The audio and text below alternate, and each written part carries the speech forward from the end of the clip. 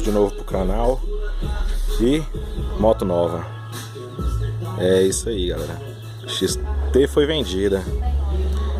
Foi vendida e entramos aqui nos 4 cilindros. Uma moto que tem pouco conteúdo no YouTube. CBR 600F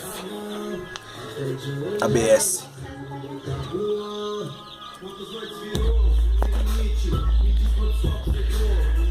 Essa edição aqui é a única.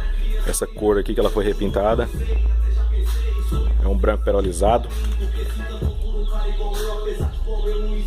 O preto também é perolizado. Ele fica azulado quando o sol bate.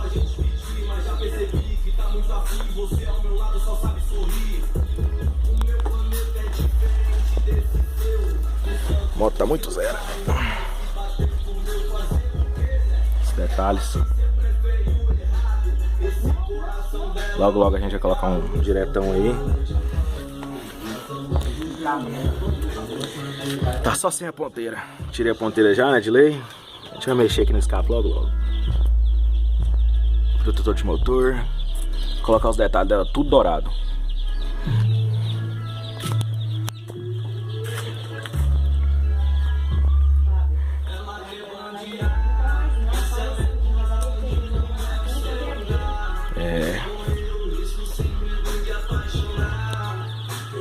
Vou filmar aqui o painel dela.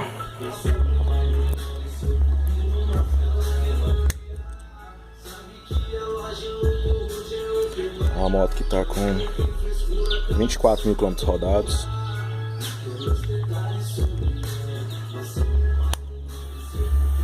Já tá quente, já tá em 77 graus.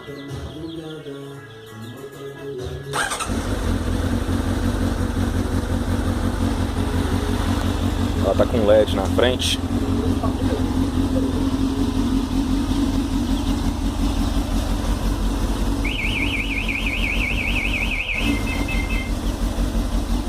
É, segurança, né?